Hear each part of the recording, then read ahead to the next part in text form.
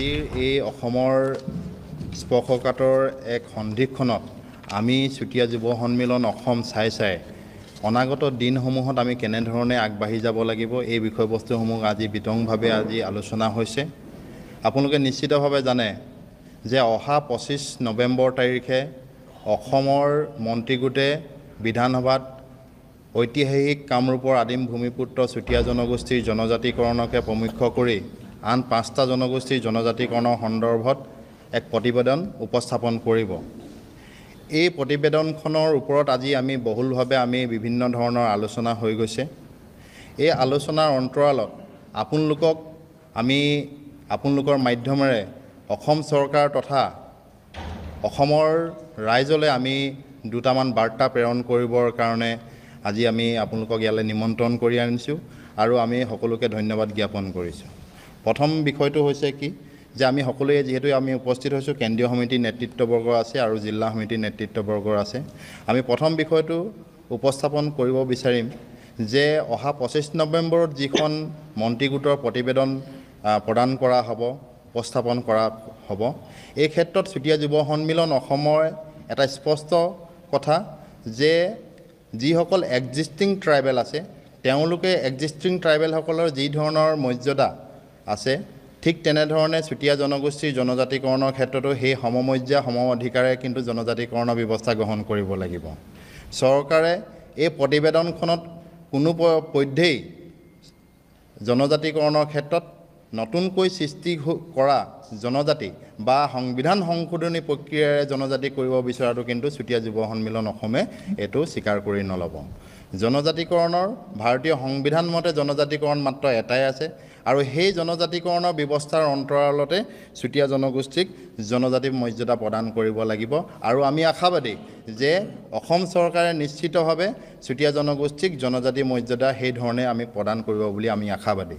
ইতিমধ্যে আপোনালোকে নিশ্চিতভাৱে গম পাইছে যে ট্ৰাইবেল সংঘ আৰু CCTY বিভিন্ন ধৰণৰ বক্তব্য আগবঢ়াইছে আৰু তেওঁলোকৰ বক্তব্যখিনিও তেওঁলোকৰ সাংবিধানিক এটা মৰ্যাদা আছে যে তেওঁলোকে বক্তব্য আগবঢ়াব পাৰে। আমিও আমাৰ নিজৰ কথাখিনি আমি উপস্থাপন কৰিব বিচাৰিম যে তেওঁলোকে এটা খুবেই স্পৰ্শকাতৰ এটা বিষয় কৈছে যে জনসংখ্যা বহুল এটা জনগোষ্ঠীক জনজাতি দিয়াৰ ক্ষেত্ৰত তেওঁলোকে বিৰোধাভাস প্ৰকাশ কৰিছে। আমি এটা কথা ক'ব বিচাৰিম আপোনালোকৰ মাধ্যমেৰে যে অসমৰ জনসংখ্যা অনুপাতে বৰ্তমান অসমত চুতীয়া জনগোষ্ঠী 1.5% হয়। 1.5% যদি চুতীয়া জনগোষ্ঠীৰ জনসংখ্যা হয় তেতিয়াহ'লে নিশ্চিতভাৱে আপোনালোকে হিচাপ কৰিলে আমি পাব যে 5,48,843টাতকৈ বেছি নহয়। আমি ইয়াৰ পৰা প্ৰত্যাহ্বান জনাইছোঁ যদি অসম চৰকাৰে বা সাংবিধানিকভাৱে যদি জনসংখ্যা অনুপাতে যদি জনজাতিকৰণ কৰিব লগা ব্যৱস্থা হয় তেতিয়াহ'লে নিশ্চিতভাৱে চুতীয়া জনগোষ্ঠীক প্ৰথম স্থান কিন্তু গুৰুত্ব দিবই লাগিব, এইটো কিন্তু ধ্ৰুৱ। আৰু আমি এটা কথা জনাই দিব বিচাৰিছোঁ যে এই 5 লাখৰ ওপৰত যি জনসংখ্যা চুতীয়া জনগোষ্ঠীৰ আছে সেই অনুপাতে কিন্তু এতিয়া বৰ্তমান যিসকলৰ এক্সিষ্টিং ট্ৰাইবেল আছে তেওঁলোকৰ জনসংখ্যা কিন্তু বহুত আছে, তেওঁলোকৰ কিছুমানৰ 15 লাখলৈকে আছে। এই কথাষাৰো আমি আপোনালোকক জনাই দিব বিচাৰিছোঁ। আৰু তেওঁলোকৰ ক্ষেত্ৰত আৰু এটা কথা কৈছে যে অৰ্থনৈতিকভাৱে তেওঁলোকে যিসকল খুব আগৰণুৱা, এই আগৰণুৱা অৰ্থনৈতিকভাৱে আগবঢ়া সেই জনগোষ্ঠীসমূহক কিন্তু জনজাতিকৰণৰ ব্যৱস্থাৰ ক্ষেত্ৰত তেওঁলোকে বিৰোধাভাস প্ৰকাশ কৰিছে। কিন্তু আমি এটা কথা জনাই দিব বিচাৰিছোঁ যে চুতীয়াসকল এতিয়াও বৰ্তমান যথেষ্ট পাছপৰা আৰু এই যি অৰ্থসামাজিক যি তেওঁলোকৰ ছাৰ্ভেৰ কথা কৈছে এই অৰ্থসামাজিক ছাৰ্ভেৰ ক্ষেত্ৰত কিন্তু আমি এটা প্ৰত্যাহ্বান জনাইছোঁ যে অৰ্থসামাজিক এটা ছাৰ্ভে কৰিব লাগে। যদি এই অৰ্থসামাজিক ছাৰ্ভেত যদি চুতীয়া জনগোষ্ঠী যদি আজি বৰ্তমানে জনজাতি পাই থকা যিসকল এক্সিষ্টিং ট্ৰাইবেল আছে তেওঁলোকতকৈ যদি পাছ পৰা হয় তেতিয়াহ'লে নিশ্চিতভাৱে কিন্তু আমি এই বিষয়ৰ ওপৰত তেওঁলোকক প্ৰত্যাহ্বান জনাই কৈছোঁ যে আমাক জনজাতিকৰণৰ ব্যৱস্থা কৰিব লাগে। আমি নিশ্চিতভাৱে এতিয়া বৰ্তমান যিসকল জনজাতি পাই আছে আমাৰ চুতীয়া জনগোষ্ঠী তাতকৈ পাছ পৰা। এতিয়া আপোনালোকক খালি এটা শেষত এটা কথা ক'ব বিচাৰিম যে চুতীয়া জনগোষ্ঠীত বৰ্তমানলৈকে কোনো IS নাই, IPS বিষয়া নাই, এতিয়ালৈকে তেনেকুৱা ধৰণৰ কোনো ডক্তৰ আঙুলি মূৰত গণিব পৰা আছে। কিন্তু আমাৰ কোনো MP নাই, ৰাজ্যসভা আৰু লোকসভাত কোনো আমাৰ সদস্য এতিয়ালৈকে নাই। আৰু ইয়াতকৈ ডাঙৰ কথাটো হ'ল কি যে চুতীয়া জনগোষ্ঠী আজিলৈকে কোনো এজন মুখ্যমন্ত্ৰী হোৱা নাই। কিন্তু ইয়াৰ বিপৰীতে যোগেন্দ্ৰ নাথ হাজৰিকা বুলি এজন তেওঁলোকৰ 1979 চনত যোগেন্দ্ৰ নাথ হাজৰিকা নামৰ এজন ট্ৰাইবেল মানুহে যিজন এতিয়া বৰ্তমান ডিব্ৰুগড়ৰ পৰা তেওঁ এতিয়া মৃত্যু হৈছে, ডিব্ৰুগড়ৰ পৰা প্ৰতিনিধিত্ব কৰে, আৰু কোনটো জনগোষ্ঠীৰ কথাটো মই নকওঁ, আপোনালোকে নিজে বিচাৰ বিশ্লেষণ কৰি চাব। যোগেন্দ্ৰনাথ হাজৰিকা নামৰ এজন জনজাতি ব্যক্তিয়ে কিন্তু অসমত 1979 চনত কিন্তু অসমৰ মুখ্যমন্ত্ৰী হৈছিলে। এই ক্ষেত্ৰত যদি আমি বিশ্লেষণ কৰিবলৈ যাওঁ, চুতীয়া জনগোষ্ঠীৰ ক্ষেত্ৰত কিন্তু কোনো মুখ্যমন্ত্ৰীও নাই, এমপিও নাই, আৰু ৰাজ্যসভা বা বিধানসভাত কোনো তেনেকুৱা ধৰণৰ মন্ত্ৰী নাই। সেই হিচাপে আমি অৰ্থনৈতিকভাৱে, ৰাজনীতিকভাৱে আৰু আমাৰ যি ন্যায্য অধিকাৰ আছে, সেই ন্যায্য অধিকাৰসমূহৰ ক্ষেত্ৰত কিন্তু চুতীয়া জনগোষ্ঠী ভূমিপুত্ৰ হৈও আমি কিন্তু অত্যন্ত পাছপৰা।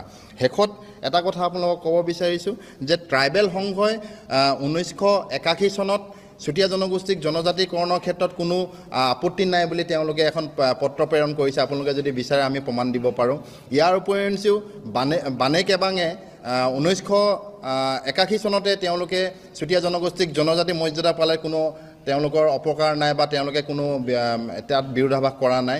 আৰু সেই মৰ্মে আমাৰ সদৌ দেউৰী ছাত্ৰ সন্থায়ো তেওঁলোকে চুতীয়া জনগোষ্ঠীক জনজাতিকৰণৰ ক্ষেত্ৰত কোনো আপত্তিবিহীন এখন পত্ৰ আমালৈ প্ৰেৰণ কৰি ৰাখিছে। তৎসত্ত্বেও কিন্তু আমাক চুতীয়া জনগোষ্ঠীক প্ৰত্যেকটো সময়তে কিন্তু ডিপ্ৰাইভ কৰি ৰাখিছে। এইটো আমি কিন্তু এইটো কোনো পধ্যে মানি ল'ব নোৱাৰি। আৰু আমাৰ নৱেম্বৰৰ যি 25 তাৰিখে আমাৰ প্ৰতিবেদন প্ৰদান কৰিব, এই প্ৰতিবেদনখনৰ আমি খুবেই সূক্ষ্ম দৃষ্টিভংগীৰে আমি লক্ষ্য কৰিম, আৰু আমি আশা ৰাখিছোঁ যে এই প্ৰতিবেদনখন চুতীয়া জনগোষ্ঠীৰ লগতে অন্যান্য 5টা জনগোষ্ঠীৰ সাপেক্ষে হয়। আৰু আমাৰ মাজত আছে সন্মানীয় সভাপতি ডাঙৰীয়া, তেওঁ বাকীখিনি বক্তব্য উদ্দেশ্যপ্ৰণোদিতভাৱে আমাক আমাৰ অধিকাৰৰ পৰা বঞ্চিত কৰি ৰাখিছে।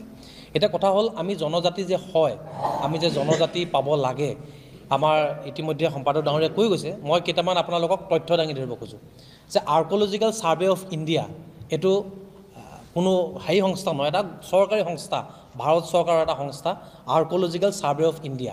এই আৰ্ক'লজিকেল ছাৰ্ভে অফ ইণ্ডিয়াই অৰুণাচলত আমাৰ এখন কীৰ্তিচিহ্ন য'ত আছে ভীষ্মক নগৰত এখন ফলক লগাইছে। ফলকখনত স্পষ্টভাৱে লিখা আছে যে চুতীয়াসকল জনজাতি হয়, তেওঁলোক এটা প্ৰাচীন জনজাতি বুলি তাতে স্পষ্টভাৱে ফলকখনত উল্লেখ কৰা আছে।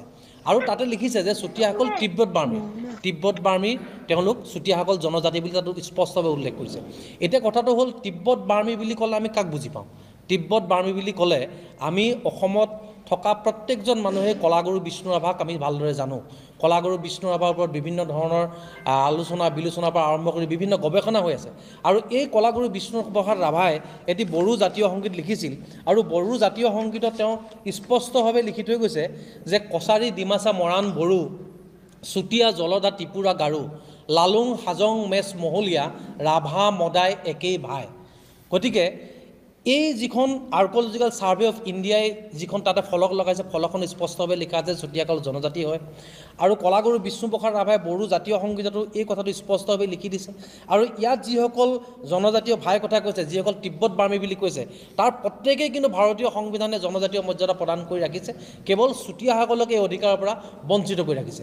গতিকে আমি আপোনালোকৰ মাধ্যমৰ জৰিয়তে চৰকাৰক আহ্বান জনাম যে চুতীয়াসকলক এই যি অধিকাৰৰ পৰা বঞ্চিত কৰি ৰাখিছে, এই অধিকাৰ সোনকালে সাংবিধানিকভাৱে স্বীকৃতি প্ৰদান কৰিব লাগে। ইয়াৰ পিছতে 1901 চনত অসমত থকা যিমানবিলাক ট্ৰাইবেল ভাষা আছিল, এই ভাষাবিলাকৰ ওপৰত এটা গণনা হৈছিল।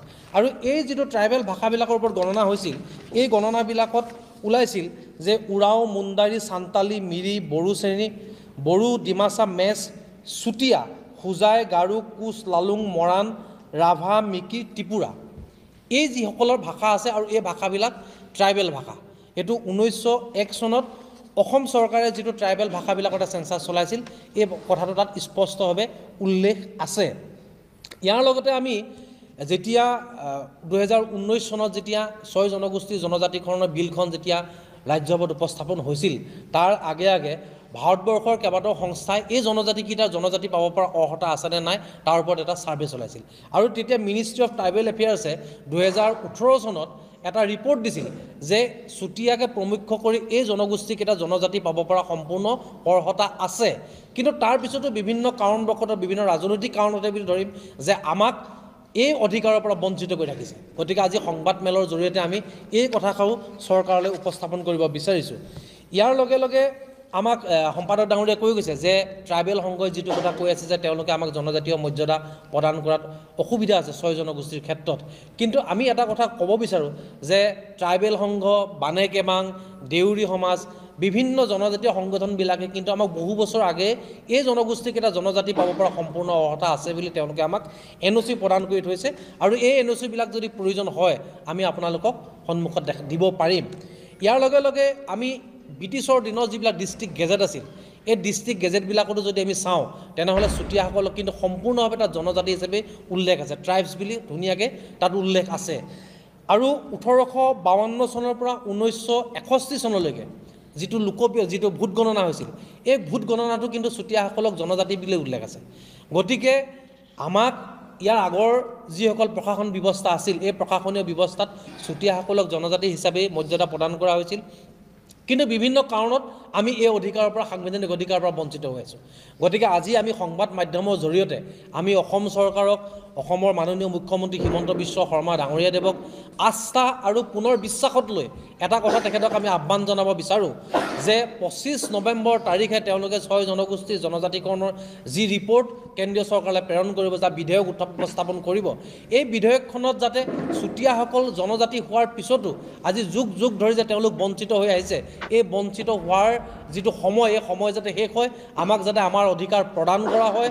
আৰু বিধানসভাত শাসক বিৰোধী প্ৰত্যেকজন বিধায়ক বা মন্ত্ৰীৰ ওপৰত আমাৰ চুতীয়া যুৱ সন্মিলন অসম থকা চুতীয়া জনগোষ্ঠীৰ প্ৰত্যেকজন সদস্যই এটা কথা চোকা দৃষ্টি নিক্ষেপ কৰিব যাতে আমাক আমাৰ অধিকাৰৰ পৰা বঞ্চিত কৰা হৈছে। আৰু প্ৰত্যেকবাৰে শাসক পক্ষই হওক, বিৰোধী পক্ষই হওক, তেওঁলোকে এটা কথা স্পষ্টভাৱে কয় যে চুতীয়াসকল বা 6 জনগোষ্ঠীক জনজাতীয় মৰ্যাদা প্ৰদান কৰাত তেওঁলোকৰ কোনো ধৰণৰ আপত্তি নাই, কিন্তু ৰহস্যজনকভাৱে এই বিষয়টো কিন্তু প্ৰত্যেকবাৰে পিছ পৰি থাকে। গতিকে 25 নৱেম্বৰৰ দিনাখনত আমাৰ প্ৰতিনিধি সেইদিনাখন বিধানসভাৰ ভিতৰত থাকিব আৰু আমাৰ প্ৰতিনিধিসকলে চোকা দৃষ্টি নিক্ষেপ কৰিব যাতে শাসক বিৰোধীয়ে প্ৰত্যেকেই যাতে এই চুতীয়াকে প্ৰমুখ্য কৰি 6 জনগোষ্ঠীৰ জনজাতিকৰণৰ বিষয়টোত যাতে সপক্ষে যাতে তেওঁলোকে মতদান কৰে, তাৰ ওপৰত আমাৰ চোকা দৃষ্টি নিক্ষেপ থাকিব। আৰু যদিহে তেওঁলোকে আমাক এই 6 জনগোষ্ঠীৰ জনজাতিকৰণৰ এই স্পষ্ট কথাৰ বিষয়টোৰ যদি সপক্ষে তেওঁলোকে মতদান নকৰে, তেনেহ'লে নিশ্চিতভাৱে চুতীয়া জনগোষ্ঠীয় ৰাইজে পৰৱৰ্তী সময়ত সিদ্ধান্ত ল'বৰ কাৰণে বাধ্য নকৰাবৰ কাৰণে, আমি বাধ্য হ'ম বুলি কোৱা নাই, কিন্তু বাধ্য নকৰাবৰ কাৰণে আমি তেওঁলোকক আহ্বান জনাইছোঁ। সমান্তৰালভাৱে আমি আৰু কেইটামান কথা ক'ব খুজিছোঁ, বৰ বেছি দীঘলীয়াকৈ আমি নকওঁ, যিহেতু আমি আজি তথ্যভিত্তিকভাৱে আমি যে জনজাতি আছিলোঁ অতীতত, আমি জনজাতি পাব লাগে আৰু জনজাতি পালে যে সমগ্ৰ অসমখন যে সুৰক্ষিত হ'ব, এই কথাবিলাক আমি আপোনালোকৰ সন্মুখত বিভিন্ন সময়ত উপস্থাপন কৰি আহিছোঁ। আৰু সমান্তৰালভাৱে অসমত বসবাস কৰা চুতীয়া জনগোষ্ঠীয়ে অসমৰ উজনি অসমৰ বিভিন্ন সমষ্টিত, প্ৰায় 20টা সমষ্টিত নিৰ্ণায়কৰ ভূমিকা পালন কৰাৰ পিছতো এই জনগোষ্ঠীকেইটাৰ পৰা কিন্তু আজিলৈকে এজনো মুখ্যমন্ত্ৰী হ'ব পৰা নাই, আজিলৈকে এজন MP হ'ব পৰা নাই, আজিলৈকে এজন ৰাজ্যসভাৰ সাংসদ হ'ব পৰা নাই, এজন IAS নাই, বিভিন্ন প্ৰথম শ্ৰেণীৰ অফিচাৰ নাই, অৰ্থনৈতিকভাৱে এতিয়াও আমি অত্যন্ত পিছপৰা। আৰু আটাইতকৈ ক'বলৈ এটা দুখলগা কথা যে মাজুলীত এখন আমাৰ গাঁও আছে, এই গাঁওখনক আজিও কিন্তু চুতীয়া জনগোষ্ঠীয় ৰাইজক অস্পৃশ্য জ্ঞান কৰা হয়। তাতে যিসকল বেলেগ জনগোষ্ঠীৰ মানুহ থাকে, এই মানুহসকলে চুতীয়া জনগোষ্ঠীয় ৰাইজক আজিও নামঘৰত তেওঁলোকে যদি কিবা চুৱে, তেওঁলোকে যদি পানী দান কৰে বা তেওঁলোকে যদি খাদ্যবস্তু বিতৰণ কৰে, তেনেহ'লে কিন্তু সেই মানুহবিলাকে এতিয়াও ভক্ষণ নকৰে। গতিকে চুতীয়া জনগোষ্ঠীয় ৰাইজক আজিও অস্পৃশ্য হিচাপে গণ্য কৰা হৈছে। আজিও অৰ্থনৈতিকভাৱে চুতীয়া জনগোষ্ঠী পিছ পৰি আছে, আজিও ৰাজনৈতিকভাৱে চুতীয়া জনগোষ্ঠী পিছ পৰি আছে। গতিকে এই জনগোষ্ঠীটোক যদি সম অধিকাৰ, সমমৰ্যাদাৰে অসমৰ ভূমিত, নিজৰ স্বভূমিত, নিজৰ স্বাভিমানৰ সৈতে যদি জীয়াই থাকিবলৈ অধিকাৰ প্ৰদান কৰা নহয়, তেনেহ'লে নিশ্চিতভাৱে এই জনগোষ্ঠীৰ এটা সময়ত বিলুপ্ত হ'ব। আৰু অসমৰ বিভিন্ন সৰু সৰু জনগোষ্ঠীবিলাকক বা ভাৰতবৰ্ষৰ বাহিৰৰো বিভিন্ন জনগোষ্ঠীবিলাকক চৰকাৰীসকলে সংৰক্ষণ কৰিবৰ কাৰণে, তেওঁলোকৰ সাংস্কৃতিক সুৰক্ষা, ৰাজনৈতিক অধিকাৰ, ভূমি অধিকাৰ সুৰক্ষিত কৰিবৰ কাৰণে বিভিন্ন পদক্ষেপ গ্ৰহণ কৰিছে। আৰু ভাৰতীয় সংবিধানেও এই অধিকাৰটো প্ৰদান কৰিছে যে যিসকল জনগোষ্ঠীৰ সাংস্কৃতিক অধিকাৰ, ভূমি অধিকাৰ হেৰাই গৈছে, তেওঁলোকক সংৰক্ষণ কৰিবৰ কাৰণে তেওঁলোকক জনজাতীয় মৰ্যাদা প্ৰদান কৰা হয়। আৰু অসমত বসবাস কৰা চুতীয়া জনগোষ্ঠীকো এই মৰ্যাদা প্ৰদান কৰিবৰ কাৰণে আমি আপোনালোকৰ মাধ্যমৰ জৰিয়তে অসম চৰকাৰক আহ্বান জনাইছোঁ। এতিয়া যদি আপোনালোকৰ যদি কিবা সুধিব লগা বা কিবা হয় না, আমি বৰ্তমান সময়ত চুতীয়া জনগোষ্ঠীৰ শক্তিশালী সংগঠন চুতীয়া যুৱ সন্মিলন অসম তথা বিভিন্ন সংগঠনবিলাকৰ সহযোগত আমি আমাৰ জনগোষ্ঠীয় যিমানবিলাক অধ্যুষিত এলেকা আছে এই এলেকাবিলাকত আমি এটা শ্লোগান লৈ আমি ৰাইজৰ মাজত সোমাই আছোঁ যে প্ৰথম জাতি তাৰপিছতে ৰাজনীতি। আৰু বিভিন্ন ৰাজনৈতিক ভাৱাদৰ্শত থকা মানুহসকল, কোনোবা যদি বিজেপিত আছে, কোনোবা যদি এজেপিত আছে, কোনোবা যদি কংগ্ৰেছ আছে, প্ৰত্যেকেই জনজাতিকৰণৰ এই বিষয়টোক লৈ তেওঁলোক প্ৰত্যেকেই মানে সজাগ, সচেতন আৰু প্ৰত্যেকে এটা কথা কৈছে যে এইবাৰ 26ত আমি ৰাজনীতি বহুত কৰিলোঁ, এইবাৰ 26ত কিন্তু সকলোৱে জাতি কৰিব, জাতি প্ৰথম তাৰপিছতে ৰাজনীতি হ'ব। গতিকে 25 তাৰিখলৈকে আমাৰ অপেক্ষা থাকিব যে আমি আশা ৰাখিম যে অসম চৰকাৰ তথা অসমৰ মুখ্যমন্ত্ৰী ডাঙৰীয়াই চুতীয়া জনগোষ্ঠীক জনজাতিকৰণৰ মৰ্যাদা প্ৰদান কৰিব। আৰু যদি প্ৰদান নকৰে তেনেহ'লে নিশ্চিতভাৱে এই সমূহ বিভিন্ন দল সংগঠনত থকা ব্যক্তিসকল আমি একেখন মঞ্চত থিয় হ'ব পাৰিছোঁ আৰু প্ৰত্যেকে আমি একত্ৰিতভাৱে ৰাইজৰ অভিভাৱকত্বত এটা সিদ্ধান্ত ল'ম যাতে 26ৰ নিৰ্বাচনত আমি কেনেধৰণে আমাক কৰা প্ৰতাৰণাত আমি প্ৰত্যুত্তৰ দিব পাৰোঁ। মানে এইখন ছবিখন দাখিল কৰা মানে এনেকুৱা নহয় যে জনজাতিকৰ এইখন কেন্দ্ৰীয় চৰকাৰে প্ৰেৰণ কৰিব। অৰ্থাৎ আপোনালোকক 26ৰ পূৰ্বে এতিয়া জনজাতিকৰণ লাগিব নে 26লৈকে আপোনালোকে অপেক্ষা কৰিব এই প্ৰতিবেদনখন যদি কেন্দ্ৰীয় চৰকাৰে প্ৰেৰণ কৰে তেতিয়া আপোনালোক সন্তুষ্ট হ'ব? নাই, অপেক্ষা অলৰেডি আমাৰ বহুত হ'ল। ইতিমধ্যে বিভিন্ন সময়ত বিভিন্ন চৰকাৰবিলাকে আমাক প্ৰতিশ্ৰুতি প্ৰদান কৰে যে এবছৰৰ ভিতৰত, 6 মাহৰ পিছত বা 3 মাহৰ ভিতৰত এই বিষয়টো মীমাংসা কৰা হ'ব। গতিকে এইবাৰ আমাৰ শেষ মীমাংসা হ'ব লাগিব, এইখনেই আমাৰ শেষ যুঁজ হ'ব লাগিব। গতিকে 25 তাৰিখে আমাক কেৱল প্ৰতিবেদনখন কেন্দ্ৰীয় চৰকাৰলৈ প্ৰেৰণ কৰিলেই আমি কেতিয়াও আশ্বস্ত নহওঁ। প্ৰয়োজন হ'লে তেওঁলোকে বিশেষ অধিৱেশন সংসদত পাতি হ'লেও আমাক আমাৰ মৰ্যাদা প্ৰদান কৰিব লাগিব আৰু আমি আমাৰ মৰ্যাদা পালেহে আমি ক্ষান্ত হ'ম। আৰু এইটো কথা নিশ্চিত যে যেতিয়া BTC গঠন কৰা হৈছিল সেই সময়ত ভাৰতীয় সংবিধান সংশোধন কৰি BTC গঠন কৰাৰ দৰে প্ৰক্ৰিয়া মানে তেওঁলোকে সৃষ্টি কৰিছিল। গতিকে আমি ইয়াৰ দ্বাৰা এইটো কথাও মানে কেন্দ্ৰীয় চৰকাৰক এটা দাবী জনাব বিচাৰিছোঁ যে অসম চৰকাৰৰ যোগেদি যে সংবিধান সংশোধন কৰি হ'লেও অসমৰ 6 জনগোষ্ঠীক জনজাতিকৰণৰ মৰ্যাদা প্ৰদান কৰিব লাগে। কাৰণ এই চৰকাৰখনৰ শেষৰ সময়ত 5খন ৰাজ্যৰ কেইবাটাও জনগোষ্ঠীক ইতিমধ্যে জনজাতিৰ মৰ্যাদা প্ৰদান কৰা হৈছে।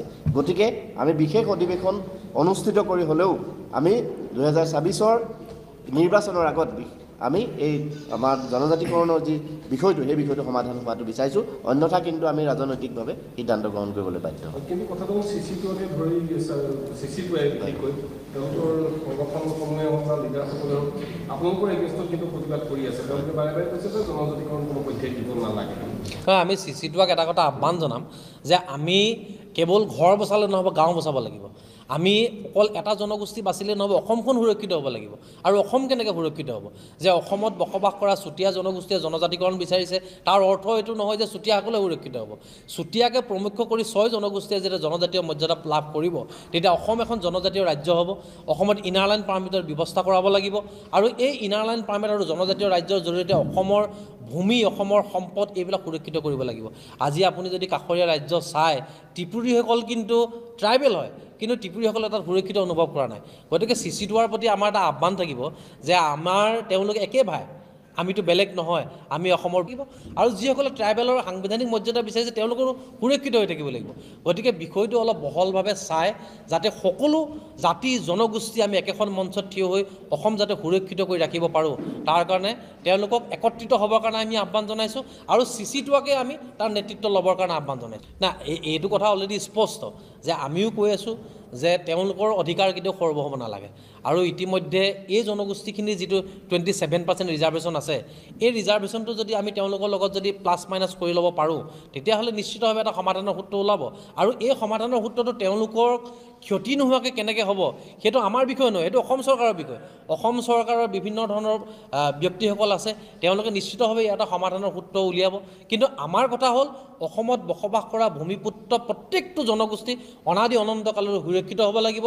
তেওঁলোকৰ ভূমিৰ অধিকাৰ থাকিব লাগিব, ৰাজনৈতিক অধিকাৰ থাকিব লাগিব আৰু অনাদি অনন্তকাললৈকে নিজৰ ভূমিত স্বাভিমানেৰে সৈতে জীয়াই থকাৰ অধিকাৰ আমি পাব লাগিব। শেহতীয়া যেতিয়া আলোচনা হৈছিলে মুখ্যমন্ত্ৰী মহোদয়ে আমাক কৈছিলে যে বিষয়টো এটা সমাধানৰ প্ৰক্ৰিয়া উলিওৱা হ'ব। শেহতীয়াকৈ আমাৰ অসম চৰকাৰৰ প্ৰতি এটাই আহ্বান থাকিব যাতে 25 তাৰিখটোৱেই শেষ দিন হওক। 25 তাৰিখৰ পিছত যাতে আৰু এই জনজাতিকৰণৰ বিষয়টোলৈ যাতে অসমৰ ভূমি যাতে আৰু উত্তাৱল হ'ব লগা নহয় আৰু অসমৰ আজি প্ৰতাৰিত জনতা আজি ক্ষোভিত হৈ ৰাজপথলৈ নিজে ওলাই আহিছে। আজি নিজৰ ভূমিত তেওঁলোকে অধিকাৰ হেৰুৱাই আজি লাঞ্ছিত বঞ্চিত মানুহবিলাক ৰাজপথলৈ ওলাই অহাৰ উপক্ৰম হৈছে। গতিকে 25 তাৰিখে যদি এই বিষয়টো মীমাংসা নহয়, যদি ৰাইজ আশ্বস্ত নহয়, তেনেহ'লে নিশ্চিতভাৱে ইয়াৰ পিছৰ পৰ্যায়ত ইয়াতকৈ জংগী আন্দোলন হ'ব।